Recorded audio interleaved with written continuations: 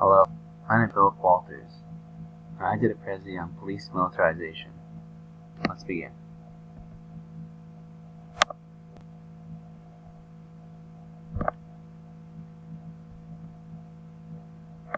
So, what is police militarization? It is the use of military equipment and tactics by law enforcement. This includes the use of armored personal carriers, submachine guns, flashbang grenades, and grenade launchers.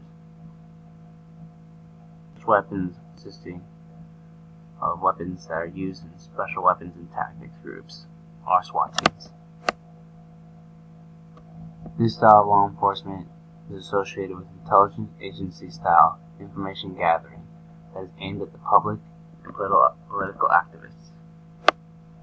The more aggressive style of law enforcement. What are the pros and cons?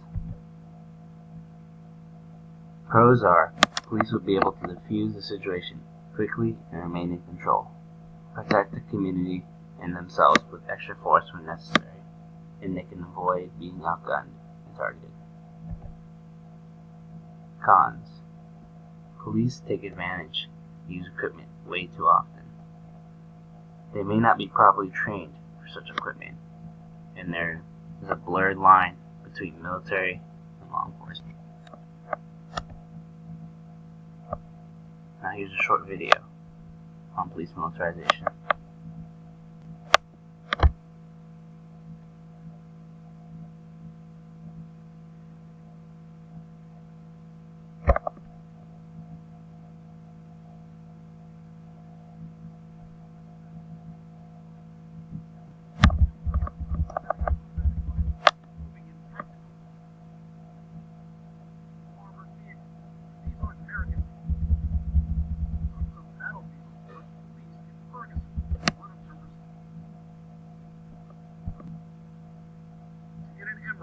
An MRAP is a mine-resistant ambush-protected vehicle. It's built to withstand armor-piercing bombs. This is not something that we need in America. But Kuradansky of the ACLU says more than 500 MRAPs have made their way from Afghanistan and Iraq to local police forces in America just over the past couple of years. It's part of what the ACLU, in a recent report, called the excessive militarization of American policing. Indications of that are everywhere in Ferguson. Police in these towns are getting much of this combat equipment free of charge from the Pentagon. The Defense Department says just in 2013, nearly $450 million worth of military equipment was given to law enforcement. The defense official says Ferguson police only got a couple of Humvees and a trailer, but police departments throughout Missouri, with their assistance in Ferguson, got 20 MRAPs and hundreds of M16 rifles in recent years. Critics say often when they get these weapons, policemen's attitudes change. Bring it! Increasingly, the police are trained to view the people in the communities that they're supposed to be protecting and serving as enemies. It's not just their possession of all this equipment that's an issue. Watchdog groups say many of these police departments lack the training in how to use these weapons responsibly, and that often escalates the danger. Dangers like police overreacting when conducting their operations, like serving search warrants. They will drive up in an armored personnel carrier, raid a person's home, holding assault rifles, holding people at gunpoint, yelling to everyone to get on the floor. This is an extremely traumatic experience, and we've seen over and over again situations like this where people are traumatized and sometimes people are injured and killed.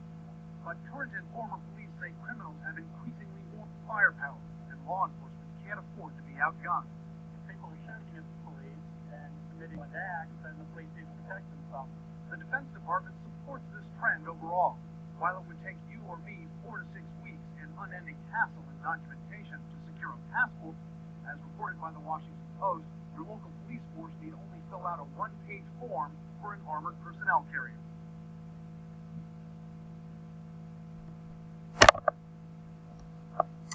Even though I do believe that military police could be a little too much at times, it is not smart or wise for anyone to consider that equal weapons with criminals, handguns versus handguns, is intelligent in any way when you can always have the upper hand to take down a criminal to raid a house with more highly trained officers, that is much more recommended. That's on a personal note. But it is never smart to go into the battlefield underhanded or equal to your enemy. You always want to have the upper hand. Otherwise, you're putting your life in danger for barely how much are they going to pay you? What? If you're lucky, $50,000 a year. Is your life worth that much? I don't think so. Can it be a good thing for America's police? Yes, police do not train in these use of forces, but they exaggerate on the standards of accountability in the military. Although the argument of the police not being well trained for such equipment, increased militarization will indeed improve civil-police relations.